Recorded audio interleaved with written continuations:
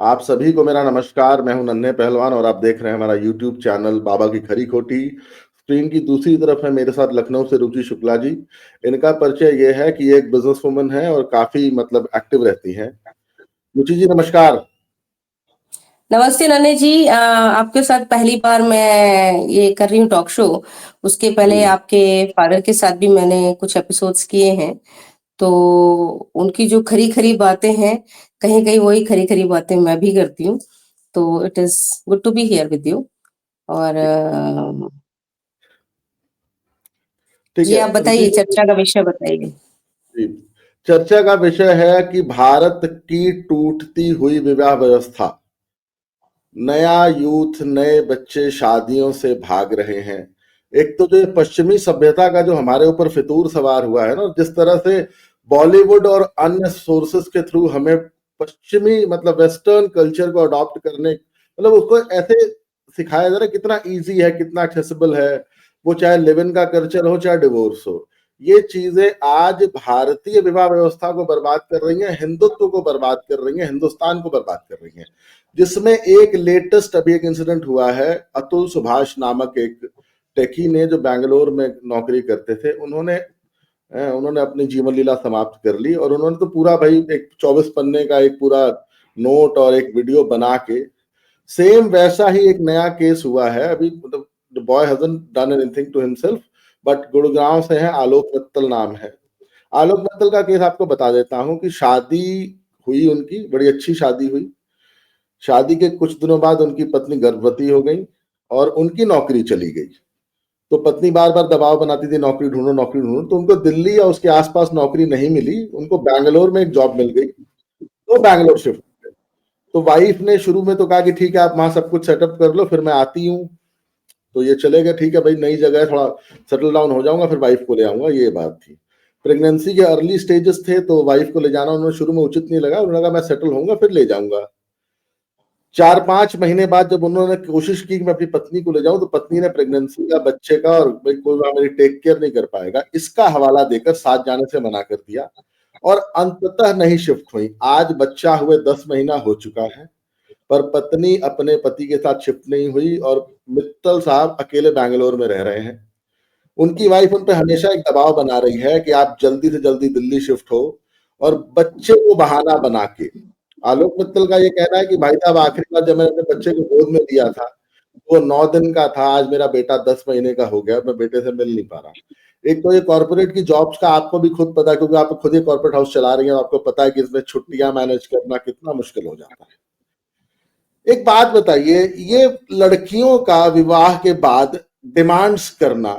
अब देखिए आलोक मित्तल ने एक इल्जाम लगाया है कि ठीक है डाउरी नहीं मांगी मैंने या उन्होंने डाउरी नहीं दी, पर मेरे पे प्रेशर बनाना कि नहीं तुम एक 3 BHK हाउस लो, कभी कभार मेरे माँ बाप भी आके रहेंगे तो कहाँ रहा करेंगे। बैंगलोर जैसे शहर में 3 BHK कितना महंगा होगा आपको खूब अच्छे से पता है।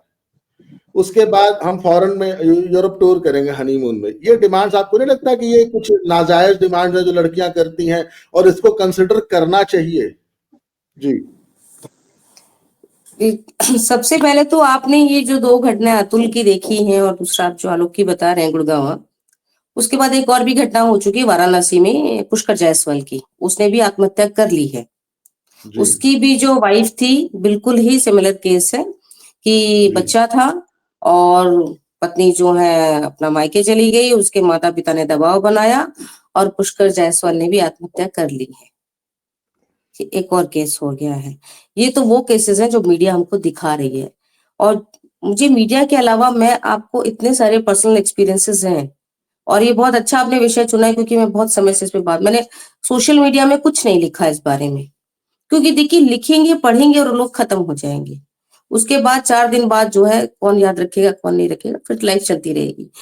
ये जो समस्या आज की नहीं है, ये 90s के बाद से, ठीक है, हमें आपको याद है कि आप नहीं शायद उस समय पैदा हुए होंगे। 80s में बहुत सारी फिल्में बनती थी कि वो बहू को केरोसिन डाल के जला दिया और तेल लगाया ना, मार दिया, फलाना कर दिया, ये था। और वो सच भी है कुछ केसेस में। तो उससे बचाव करने के लिए, महिलाओं को सुरक्षित रखने के लिए, एक लड़की को सुरक्षित रखने के लिए कानून बनाया गया। ठीक है, बहुत अच्छी बात है। और उस कानून की वजह से आप शायद देखिए हार्डली आपको कोई केस मिलता है कि डावरी के लिए जला दिया, अब केसेस कौन से मिल रहे हैं कि लड़कियां दावा कर रही है कि हमसे डावरी मांगी गई, लेकिन आपको अभी इसके बाद आपको कहीं केस मिल रहे हैं कि मिट्टी का तेल डाल के जला दिया या जहर खिला दिया या फल, ऐसा कोई केसेस आपको दिख नहीं रहे हैं, है ना। तो सीधी सी बात है, जब भी हमारे संविधान ने हमको कोई एक अधिकार दिया, उसके साथ हमारा कर्तव्य क्या है वो बताना भूल गए, हमें उसके लिए ट्रेंड नहीं किया जाता। So the right use of the law वो हमको नहीं पता, हमारे लिए लॉ का मिसयूज जो है वो उसको एक हथियार बना के हम लोग अपने फायदे के लिए साधने लगते हैं। ये जो कानून बना लड़कियों ने, और रही बात आजकल के जमाने की, ये सोशल फैब्रिक आपको अगर लगता है कि सिर्फ भारत में खत्म हो रहा है तो सब जगह खत्म हो रहा है। ऐसी बहुत सी सोसाइटीज हैं, ऐसे बहुत से देश हैं, मैं खुद बहुत करीब 60-70 देशों में मैं रही हूँ, काम किया है, और उसमें सबसे सुंदर एक कल्चर होता था जापान में। जापान में आज भी फैमिली कल्चर को बहुत वैल्यू दी जाती है। वहां जो अगर आज सोचती है ना हमारे यहाँ महिलाएं कि विमेन लिबरेशन के नाम पे, जापान का सिस्टम ही ये होता है कि आदमी जब घर ऑफिस से बाहर आता था तो घर आने के बाद पत्नी उसके लिटरली उसके स्लीपर्स उतारती है, उसको कपड़े के जूते पहनाती है, उसके पैर धोती है, पोंछती है, उसके बाद जो है उसके लिए चाय कॉफी जो बनाती है वो देती है। उनके लिए ठीक था ना, चल रहा था। आज वहां भी ये हालत हुई कि जापान में उनका जो बर्थ रेट है धीरे धीरे इतना कम होता जा रहा है कि वो लड़कियों ने शादी करने से मना कर दिया। उनको लगता जूता पहनाना और ना पहनाना एक अलग बात है, लेकिन शादी सिर्फ इसलिए ना करना कि अपनी रिस्पॉन्सिबिलिटी से भागना पड़ेगा, ये एक गलत चीज है। ये घटना मैं स्वयं भुक्तभोगी हूं इसकी, आपको मैं क्या बताऊं। इतने अच्छे घर में इतने शरीफ माता पिता के साथ जिनके उसमें पैदा हुई हूं, उन्होंने इस त्रासदी को स्वयं सहा है। 4 साल तक मेरे माता पिता चक्कर लगाते रहे और हर संभव ये कोशिश की गई कि नॉन अवेलेबल हो जाए, वारंट निकल जाए। वो दोनों सरकारी नौकरी करते थे, सोचिए उनका भविष्य क्या होता। और सिर्फ इसलिए कि इलीगल डिमांड्स, लड़कियों को आजकल हस्बैंड नहीं चाहिए, उनको एक पैकेज चाहिए, है ना, एक अपना कस्टमाइज पैकेज होना चाहिए। लड़का हो, हैंडसम हो, अच्छा हो, गुड लुकिंग हो, शादी करने के बाद बॉयफ्रेंड जैसा व्यवहार करे, और शादी के पहले वाला जो बॉयफ्रेंड है वो हस्बैंड की तरह उनकी ख्याल रखे। उनकी डिमांड्स बड़ी अजीब हैं, उनको भगवान भी पूरा नहीं कर सकता। उनको खाना खाने का बहुत शौक है, उनको बर्गर पिज्जा फलाना लसानिया फिजानिया सारे दुनिया भर की चीजें आजकल ओपन है, सब कुछ खाना है, लेकिन खाना बनाने का शौक नहीं है। तो भाई अगर आपको खाने का शौक है तो बनाने के लिए आपके पिताजी से कहिए कि नौकर एक खानसामा भेज दे। और अगर आपको खाना बनाने का शौक है, आपके घर में आपकी माँ जो खाना बना रही थी उसको भी स्वतंत्रता देते ना, अपने बाप से कहते कि मम्मी को आपने क्यों बेड़ियों में जकड़ रखा है, जो हमारे लिए टिफिन बनाती हैं, जो 5 बजे उठती हैं, 6 बजे उठती हैं, खाना बनाती नहीं, मम्मी खाना बना रही है, मम्मी की ड्यूटी है। लेकिन जब हमारी शादी होगी तो हम 8 बजे से पहले नहीं उठेंगे, घर में कुक होनी चाहिए, एक बर्तन वाली होनी चाहिए, मैं अपनी मर्जी से उठूंगी, मर्जी से नहाऊंगी, मर्जी से खाऊंगी। तो फिर अच्छा है कि शादी मत करो भैया। क्यों एक सीधे साधे एक किसी शरीफ परिवार के माता, लड़कों को पैदा करके माँ बापों ने गलती नहीं की, है ना। लड़के भी आप वो पापा की परी है तो लड़के भी कुछ ना कुछ तो श्रवण कुमार हो सकते हो ना। आपको पापा की परी होने पे बड़ा गर्व है, तो एक बेटे को श्रवण कुमार होने पे गर्व क्यों नहीं हो सकता, उसको भी हो सकता है। माँ बाप तो माँ बाप है। आप अपना घर छोड़ के आई हो तो कहीं ना कहीं आपको अपनाने के लिए उसके माँ बाप ने भी उसके जीवन में थोड़ी सी जगह सेकेंडरी ले ली ना, आपका ख्याल रख रहा है। तो ये एक बड़ा, और इसके सबके जिम्मेदार हमारा, इस देखिए इसको किसी कानून से खत्म नहीं किया है। हमारे यहाँ सबसे गलत बात ये हो रही कि कानून बनाने के टाइम पे उसके नेगेटिव पॉइंट्स को इवेलुएट नहीं करते हैं कि किस तरह से इसका मिसयूज होगा।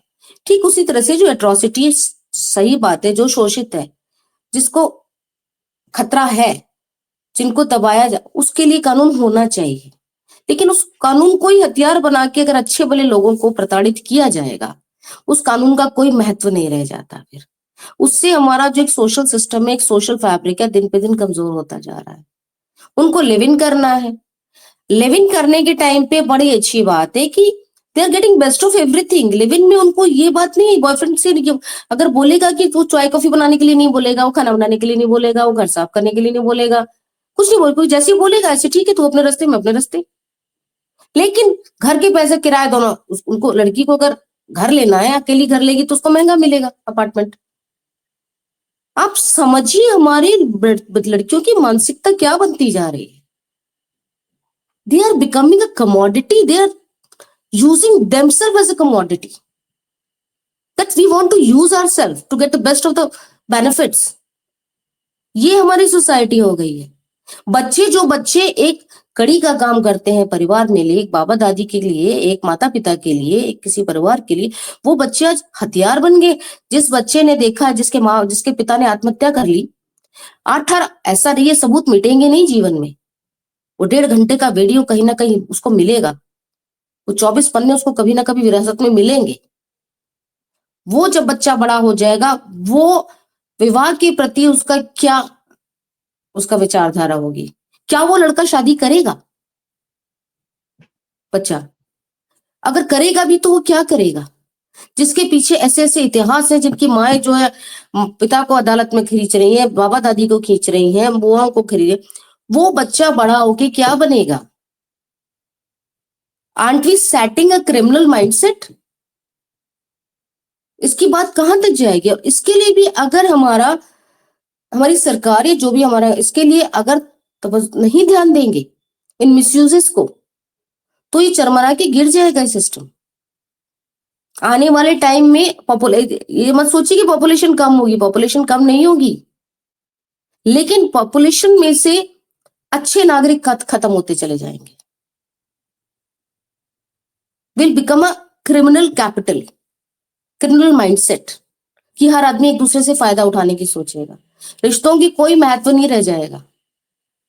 माँ की ममता या बाप का जो प्यार है, जो बच्चे को मिलना चाहिए for a safe and a secure childhood, which is a right of every child in this world, that is destroyed. So कहाँ जा रहे हैं हम? और ये सिर्फ खबरें बन के 4 दिन की चर्चा नहीं करती। हाँ बोलिए। आपकी बात मुझे कहीं ना कहीं समझ आ रही है कि इस कानून का मिसयूज हो रहा है, पर मुझे असली शिकायत आज हिंदुस्तान के हर उस पेरेंट से है जो अपने बेटे या बेटी को सही शिक्षा नहीं दे पा रहे, सही संस्कार नहीं दे पा रहे। अंत में निकिता सिंघानिया किसी की बेटी ही तो थी, या किसी की बेटी हैं। आज उनकी माँ तो चले, पिता उनके गुजर गए, माँ तो जीवित है। क्या निकिता सिंघानिया के पूरे परिवार में, या उस आलोक मित्तल के पूरे परिवार में, या जिस जायसवाल जी की आपने बात की बनारस वाले, इनकी पत्नियों के परिवार में एक बूढ़ा बुजुर्ग नहीं था जो इनको समझा सके, सद्बुद्धि दे सका? मैं एक बात कह रहा हूं कि हर घर में बेटी है, हर घर में बेटा है। हम अपने बेटों को सही संस्कार दे रहे हैं, बेटी को सही संस्कार दे रहे हैं, पर अगर बेटी के परिवार में ऐसा होता है तो हम अपनी बेटी को, आपको लगता है ना, इंस्टिगेट करते हैं जानबूझ के, चल चल मुकदमा लिखा, मुकदमा लिखा, और उन मुकदमे में झूठी धाराएं और झूठ लिखवाते हैं। ठीक है, मैं मानता हूं कुछ ऐसे जेन्युइन केस होते हैं जहां पे लड़की को प्रताड़ित किया गया होता है, पर आपको लग नहीं रहा कि आज ये सारा, जैसे ये सारी प्रॉब्लम हल्की हल्की छोटी छोटी एडजस्टमेंट से ठीक हो सकती थी? अरे नहीं, 3 BHK तो भैया 2 BHK में एडजस्ट कर लो। भाई देखिए 3 BHK और 2 BHK हो, मैं एक बात अपनी कर देता हूँ।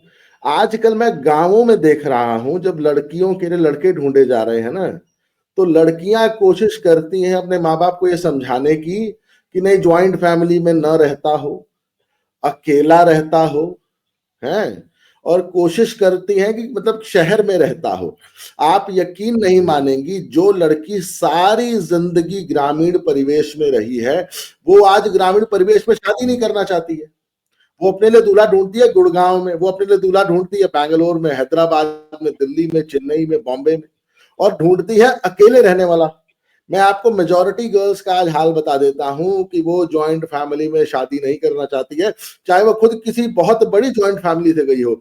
और गांवों के लड़कों की शादियां नहीं हो रही हैं। क्यों? गांव के लड़के की शादी को, अगर वो लड़का गांव में रह रहा है तो कोई लड़की शादी करने को तैयार नहीं है, बेमेल विवाह होता है फिर। जी, आप जो कह रहे हैं गांव में, ये भी मेरे इर्द गिर्द ही बहुत सारी कहानियां हैं। अभी very recently one of close relative उसमें हुआ था लड़की के माता पिता टियर 2 टियर 3 सिटी से थे, बिजनेस फैमिली है पुरानी। उनकी माँ वो माएँ हैं जो सवेरे उठ के बिना तुलसी को जल चढ़ाए या बिना सूरज को जल चढ़ाए खाना नहीं खाती, जो उनकी दादी के नहलाएंगी, शैम्पू करेंगी, तेल लगाएंगी, ये उन परिवार से आती हैं लड़कियां। देखिए जहां उन्होंने अपनी माओ को देखा है कि वो दादी की कैसे सेवा कर रही है, ज्वाइंट फैमिली 3-4। वो लड़की जब शादी होके अपने ससुराल गई, उसने चौथे दिन इस बात पे बवंडर मचा दिया कि मैं तो जीन्स पहनूंगी, ये मेरा अधिकार है। शादी होने का मतलब ये थोड़ी कि मैं जीन्स नहीं पहन सकती। सास ससुर ने कहा भाई जब तक मेहमान है, गांव से भी हमारे लोग आए, रुक जाओ 2-4 दिन, भाई क्या फर्क पड़ता है, 2-4 दिन अगर तुम साड़ी पहन लोगी, सिर ढक लोगी तो क्या फर्क पड़ जाएगा, बाद में जो मर्जी आए तो पहन लेना। उस बात से जो कहानी शुरू हुई है उस गांव की परिवेश से आई हुई लड़की की, अगले 8 या 9 महीने में नौबत वही तलाक, वही मारा। लड़की के बाप ने, लड़की ने और लड़की के चाचा ने मिलके लड़के के पिता को, लड़के की माँ को और लड़के को घर में घुस के मारा, चप्पलों से मारा, वीडियो है उनके। और मारने के बाद लड़की को ले गए और वही 3 करोड़ 2 करोड़ दे दो, 3 करोड़ दे दो, घर बेच दो, या फिर ये कहा कि अपना एक घर इस लड़के के नाम कर दो, मैं इसके साथ रहूंगी, इतना पैसा आपको उनको महीने में देना पड़ेगा। उसके बाद लड़की लापता हो गई। कहानी ये निकलती है कि लड़की का पहले से ही कोई बॉयफ्रेंड था जो उस कास्ट का नहीं था। तो स्ट्रैटेजी ये बनाई गई क्योंकि जो माता पिता गांव परिवेश के शादी नहीं करने देंगे तो पहले किसी लड़के को फंसा के उससे शादी करूंगी, तमाशा करूंगी, फिर तलाक लूंगी, फिर बॉयफ्रेंड के पास चली जाऊंगी और बॉयफ्रेंड के पास जाने के बाद तलाक वाला तो पैसा मिल जाएगा मुझे, माँ बाप मना नहीं करेंगे क्योंकि अब तो आप तलाकशुदा हो गई तो जल्दी सब किसी के साथ भी रहो, किसी के साथ भी शादी करो। अल्टीमेटली उससे पिंड छुड़ाने के लिए लड़के वालों ने पैसे दिए, समाज में इज्जत गई और लड़की जब उनसे अलग हुई, तलाक हुआ, उसके 4-5 महीने के बाद शी डिलीवर्ड अ चाइल्ड। क्या करें, ये कौन सिखा रहा है उनको? इसमें मुझे बता दीजिए कि लड़के के माँ, हाँ माँ हो सकती है, माँ बाप की गलती क्या हो सकती है, माँ बापों की आदत होती है, आपके भी माता पिता है फला, एक वो बहुत धीरे धीरे जाती है आते हैं, ऐसा नहीं कि आपका बच्चा जब शादी होती है आप रातों रात बदल जाओगे है। अब माँ बाप, जिन माँ बाप की लड़कियां भी होती हैं वो भी जब घर आती है ना शादी के बाद एक तो 2-4 दिन दुलार के बाद माँ कहती है अरे कितने दिन तक पड़ी सो रही, उठती क्यों नहीं है। ये बात माँ ने कह दी तो जिंदगी भर की बात थी, लेकिन यही बात अगर सास ने कह दी बस तमाशा शुरू हो जाएगा। तो हम समझते क्यों नहीं ह्यूमन वैल्यूज के, ह्यूमन रिश्तों। कैसे लड़के के माँ बाप जस्ट बिकॉज एक लड़की है कि रातों रात अपने आप को पूरा ट्रांसफॉर्मेशन नहीं कर सकते ना, समय तो देना पड़ेगा।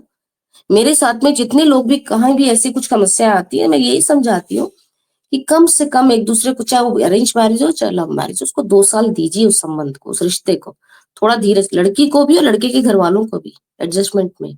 लेकिन ना किसी के पास टाइम है, ना संयम है, ना पेशेंस, टॉलरेंस, कुछ है ही नहीं। इंस्टेंट अधिकार भी इंस्टेंट चाहिए, आज ही आई हूं कल आई हूं, अब आप अपना बैंक मेरे नाम कर दीजिए, ओ जायदाद मेरे नाम कर दीजिए, मुझे अकेला छोड़ दीजिए, फ्री छोड़ दीजिए। तो भाई वो जो तुम्हारी सास 30 साल से इस गृहस्थी को संभाल रही थी, अगर वो भी यही कर रही होती तो तुम आगे मौज ना कर रही होती यहाँ पे।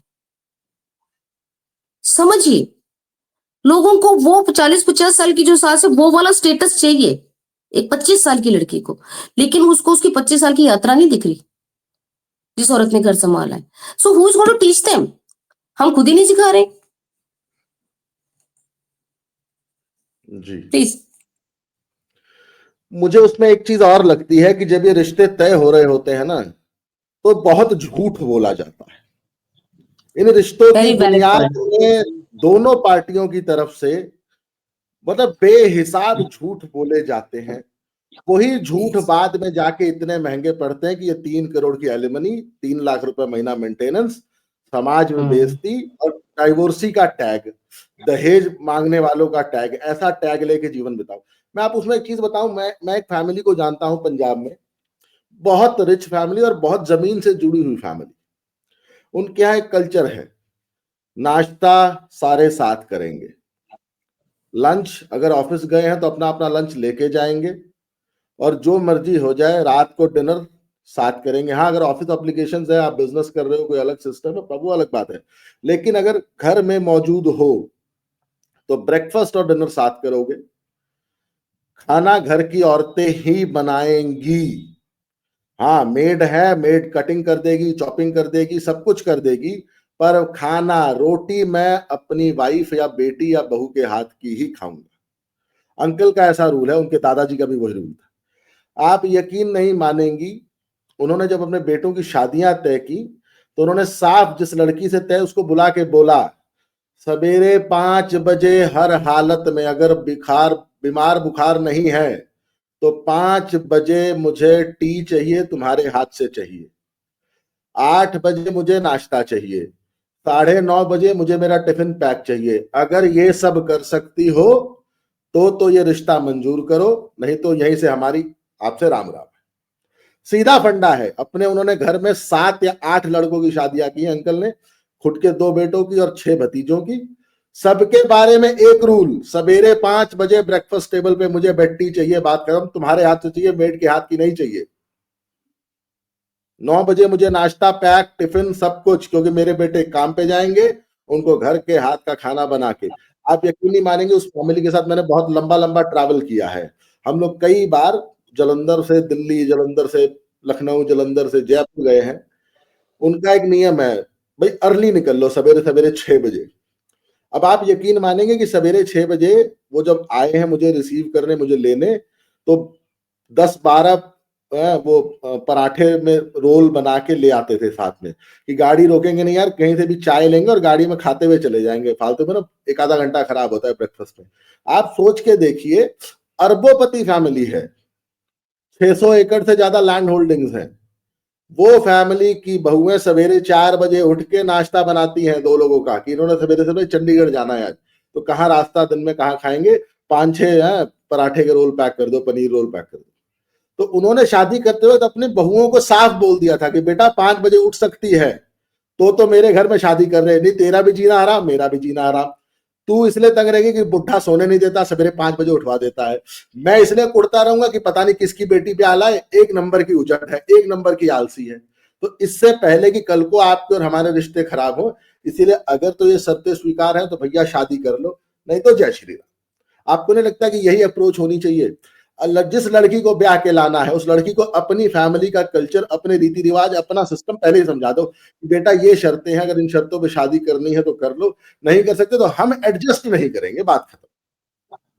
मुझे लगता ये है आप ये जो कह रहे हैं बहुत बहुत सही पॉइंट, बहुत वैलिड पॉइंट है। हमारी मोस्टली जो शादियां होती हैं, देखिए एक तो 2-3 तरीके होते हैं, बिचौलिया होता है ये आदमी, आजकल तो अपना .com इंटरनेट के थ्रू हो रही है शादी, .com और जो भी कुछ है जीवन साथी उसके थ्रू। लेकिन उसमें जो आप बिल्कुल सही कह रहे हैं कि हमारे यहाँ जो रिश्ते हो रहे हैं झूठ की बुनियाद पे हो रहे हैं, और झूठ की बुनियाद पे आप महल नहीं बना सकते, देखिए, है ना। सबसे पहली बात, एक तो लड़की वाले, क्या आपको बहुत सारे केसेस में आपको पता है हमारे यहाँ जन्म कुंडली मिलाने का ये सब रिवाज है, इसलिए कि लड़की की शादी नहीं हो रही है, एक बहुत अच्छा लड़का पकड़ना है, बहुत लोग उसमें मैनिपुलेट कर देते हैं, कुंडली गलत बना देते हैं।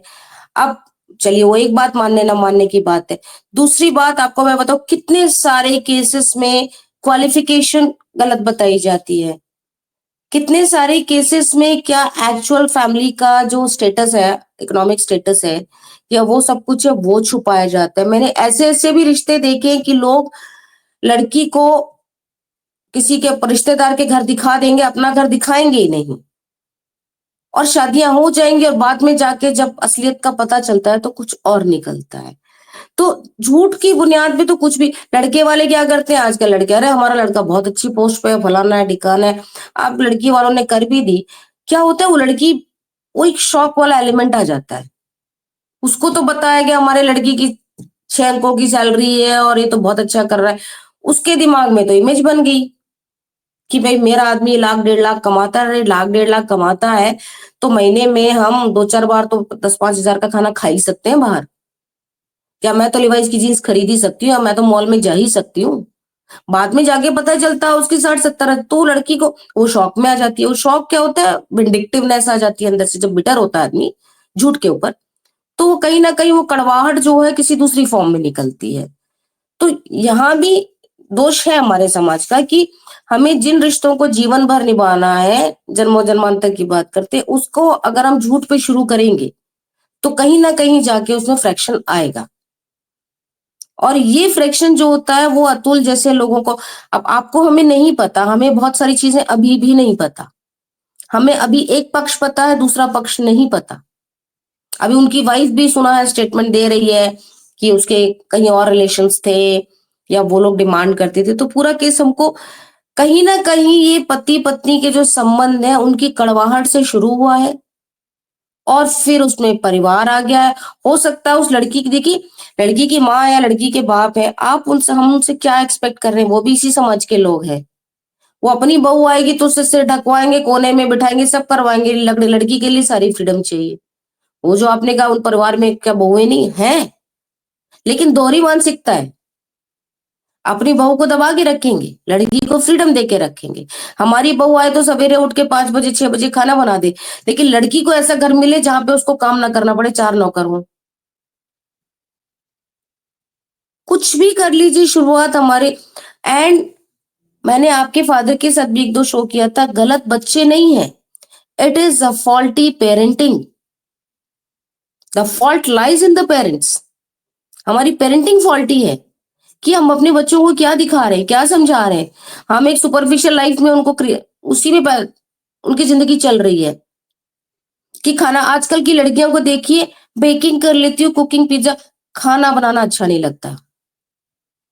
खाना बनाना आपको पता है बड़ा निम्न कोटि की बात समझी जाती है। झाड़ू पोछा लगाना, अरे हम झाड़ू पोछा लगाएंगे। एक बार ऐसे ही हमारे रिलेशन में बात हो रही थी, लड़की देखने गए, लड़की की मदर आके बड़े पहले तुमसे बोली कि ये जो है ना, ये आप जो खा रहे हो पिज्जा, ये हमारी बेटी ने बनाया है।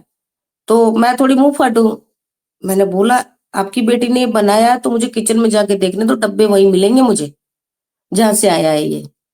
तो कोई बात नहीं, आप मत बोलिए कि आपकी बेटी ने बनाया है, वो फंस जाएगी बेचारी। आपने तो बोल दिया, और कल को ससुराल में जाके उसको बनाना पड़ा तो आपके झूठ की वजह से आपकी लड़की फंस जाएगी। आप प्लीज झूठ मत बोलिए। उसको जो आता है तो ठीक है, नहीं आता तो कोई बात नहीं, सीख भी सकता है आदमी। ये कोई बहुत बड़ी बात नहीं है कि आजकल किसी को खाना बनाना नहीं आता है ना। खाना खाना तो सबको आता है, बनाना बहुतों को नहीं आता आजकल। फिर उसके बाद बोले कि अरे नहीं, हमारी लड़की एमबीए करती है, हमारी लड़की तो सवेरे उठती है, फिर 9 बजे तो कॉलेज चली जाती है। अरे वो आपकी लड़की थी, कॉलेज जाती थी। जब शादी होके जाएगी तो कॉलेज नहीं जा रही है 9 बजे वो। Then she has to do her duty. आपने अपने बच्चे को कैसा पाला वो आपकी प्रॉब्लम है, लेकिन आपका बच्चा आगे जाके फ्यूचर में कैसे एडजस्ट करता है वो आपको सिखाना बहुत जरूरी था। नहीं तो अपनी लड़की को पूरी जिंदगी अपने पास, तो घर वालों को भी लगता है कि लड़की की 4 नौकर हो, सास कुछ ना कहे, अपनी मर्जी से सोए उठे, अपनी मर्जी से, और उसका हस्बैंड उसको लेके बाहर सिनेमा दिखा। आजकल आप जो कह रहे हैं हनीमून के चक्कर में कितने सारे केसेस आपकी शादियां खराब हो रही है। वो लड़की को जाना है क्योंकि सब सोशल प्रेशर है ये उसको। प्री वेडिंग देख लीजिए, अभी मैं 4 तमाशे में जाके आई हूँ, 4 वेडिंग में। इतना इससे ज्यादा बेवकूफी का तमाशा मुझे जिंदगी में समझ नहीं आई। Pre wedding, post wedding, wedding is a wedding. जो काम हमारे जीवन में वेडिंग के एक सेरेमनी के बाद होते अगर तो फिर वेडिंग मत करो। Final, why don't you just go and sign the paper. If it just a matter of a tag, एक स्टेटस को है ना, स्टेटस चेंज हो रहा है, कागज पे कर लो आप। और फिर उनके माँ बापों को मैंने देखा स्क्रीन पे चल रहा है वो scene, they are hugging, kissing, smooching, फलाना ठिकाना, और हजारों लोगों के सामने पिक्चर चल रही है। जो चीजें बेडरूम में होनी चाहिए वो हम ओपन में चला रहे हैं, और पेरेंट्स भी देख रहे हैं, बुजुर्ग भी देख रहे हैं, वो सोशल मीडिया पे छप रहा है। तो कहाँ हो रहा है? और किसको? आपको पता है वेस्ट में क्यों तमाशे होते थे? वहां एलिमनी का चक्कर क्या, वहां रिश्तों की कोई, वहां देखिए हमारी तरह से नहीं होता कि कुंडली मिली, शादी मिली, 2 परिवार। वहां पे शादी लड़का और लड़की के बीच में होती, माँ बाप का कोई लेना देना नहीं होता। वहां माँ बाप शादी नहीं करते हैं बच्चों की। वहां एक बच्चा है 10वीं 11वीं तक जो पढ़ गया, पैसा है तो पढ़ाई कर लो आगे फर्दर, पैसा नहीं है जो मर्जी मैकडोनल्ड में जाकर टेबल साफ कर लो। और वो अपनी शादी के पैसे, उनके पास शादी नहीं हो, वो फुक्के होते हैं, उनके पास पैसे नहीं होते शादी करने के लिए। शादी करने के लिए एक मिनिमम एक अंगूठी भी खरीदनी पड़ती है। जिनके पास अमीर है वो शायद 18 कैरेट 14 कैरेट की खरीद लेते, नहीं होती तो चांदी की। फिर एक सूट चाहिए, फिर उनके पास उतने पैसे नहीं होते। और फिर अगर वहां तक आ भी गए तो उनको ये डर होता है कि ये जो पैसा मैंने थोड़ा थोड़ा जोड़ा है, क्या पता कब तलाक हो जाए एलिमनी। तो उनके एलिमनी शुरू हुई। जब एलिमनी का मिसयूज होने लगा तो प्रीनप शुरू हुआ। प्रीनप्टाइल जो वहां पे आपको पता है कॉन्ट्रैक्ट्स बनने लगे हैं कपल्स में, तो प्रीनप्टाइल बनने लगा। प्रीनप्टाइल बनने लगा तो भाई हाँ हम तुमको ये देंगे और ये नहीं देंगे। तो वहां की शादियां क्या है, वहां एग्जिट वाला प्रोविजन पहले से रेडी करके रखते हैं लोग। हमारी जो शादियां हैं इनमें एग्जिट का प्रोविजन नहीं होता। हमारे हिंदू विवाह में कोई एग्जिट का प्रोविजन नहीं होता, कोई कॉन्ट्रैक्ट हम नहीं साइन करते। There is no written paper terms and conditions.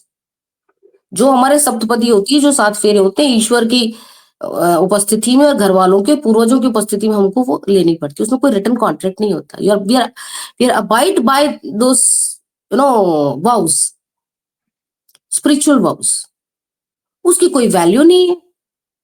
शादी होती तो तमाशा तो बन ही रहा है कहीं ना कहीं। इसको आपको बताइए बहुत ज्यादा हमारी सोसाइटी को, और इसका असर लोगों को समझ में नहीं आ रहा। आने वाली जो जनरेशन होंगी उनका जो इमोशनल इंडेक्स है वो बहुत ही लो लेवल का होगा। बच्चों में इमोशनल वनरेबिलिटी का जो है वो बहुत ज्यादा बढ़ जाएगी। इमोशनल इंडेक्स उनका बहुत कम होने वाला है। आने वाले टाइम में अगर यही चलता रहा तो बच्चों को और माँ बाप के बीच में जो एक रिस्पेक्ट वाला जो एलिमेंट है वो टोटली खत्म हो जाएगा। बच्चों को समझ में नहीं आएगा कि माँ बाप को किस हद तक हमको रिस्पेक्ट देनी है। ठीक है रुचि जी, आपने जो बताना था हमने वो मुझे तो बहुत अच्छे से समझ आ गया। मुझे जहां तक महसूस होता है, अब इस वीडियो को खत्म करेंगे, आधे घंटे से ज्यादा की हो चुकी है, मैंने एक लास्ट रिमार्क इसमें दूंगा और आपसे मैं लगातार इस वीडियो पे इस विषय पे वीडियोस बनाता रहूंगा। मुझे ये लगता है कि आज जो हमारे बच्चों के साथ हो रहा है ये हमारे पेरेंट्स ने जाने चाहे अनजाने में उनकी गलतियों से उस सिस्टम को डिस्टर्ब कर दिया। आपने जो प्री वेडिंग की बात की ना, प्री वेडिंग शूट्स में तो मुझे भी एक दो बार लगा था कि यार मतलब ये क्या तुम दिखा क्या रहे हो, तुम स्टेज पे दिखाना क्या, तुम एक बड़ी स्क्रीन लगा के अच्छा दोनों पार्टीज वहां मतलब हंस रही होती है, हाँ देखो जी कितना अच्छा है जी। तो मुझे लगता है कि आज हमारे विवाह व्यवस्था को बर्बाद करने में जितना योगदान हमारे बड़े बुजुर्गों का रहा है उतना तो किसी का नहीं रहा। मुझे आज भी याद है, मुझे आपने जो कहा ना कि 90s में ये प्रॉब्लम शुरू हुई है, तो 90s में मतलब मैं ये कह सकता हूँ कि मेरे माँ बाप का विवाह 88 में हुआ है, उसके बाद ये प्रॉब्लम्स आई हैं और हमने तो अपनी माँ को सारी जिंदगी रसोई में काम करते हुए देखा है। भाई मेड दिन भर रहती, रात को चली जाती है, रात को 90% खाना मम्मा बनाती है। अगर हम ना कुक कर रहे हो खुद ही तो रोटियां फिर भी मम्मी ही बनाती हैं, पापा बना देते हैं अगर ना और कोई नहीं है घर में तो मुझे लगता है कि ये माँ बाप की कमी है, संस्कारों की कमी है। और माँ बाप देखिए कोई कोई जानबूझ के तो अपने बच्चे को खराब करना नहीं चाहेगा। मुझे लगता है कि जाने अनजाने में हमारे बुजुर्गों से कुछ गलतियां हुई हैं और उसके दुष्परिणाम अब आगे आ रहे हैं। हमें जल्दी से जल्दी इन गलतियों को इन गलतियों से सीखना होगा, इनको इवैल्यूएट करना होगा और ये चेंजेस लाने पड़ेंगे। सबसे पहले शादी विवाह में जो ये दहेज का कल्चर है ना, इसको एकदम इसका सोशल बायकॉट होना चाहिए, लेने वालों का भी और देने वालों का भी। और जब तक ये दहेज प्रथा नहीं खत्म होगी, ये शादी विवाह में ये संबंध विच्छेद चलते रहेंगे। और ठीक है, संबंध विच्छेद और डिवोर्स वो अलग बात है। माँ बाप को, बड़े बुजुर्गों को, रिश्तेदारों को जो घसीटा जा रहा है, और लड़की पक्ष हो चाहे लड़का पक्ष हो, गलतियां मैं दोनों की बराबर मानूंगा। शादी विवाह एक ऐसा संबंध है जो हिंदुस्तान में, हिंदू धर्म में 7 जन्मों के लिए होता है। लेकिन मुझे तो लग रहा है कि आजकल लोग 7 महीने नहीं निकाल पा रहे, तो इसमें कहीं ना कहीं गलती हमारी है, हमारे संस्कारों की है। तो हमें जल्दी से जल्दी इवेल्युएट करके सिचुएशन को चेंजेस लाने पड़ेंगे। नहीं तो आगे, मैं आपको सच बता रहा हूँ रुचि जी, यंग बच्चा जो आज 22, 24, 25 साल का है ना, वो शादियों से डर रहे हैं। गर्लफ्रेंड गर्लफ्रेंड ओके है पर वाइफ ना भैया ना, कौन जेल जाए।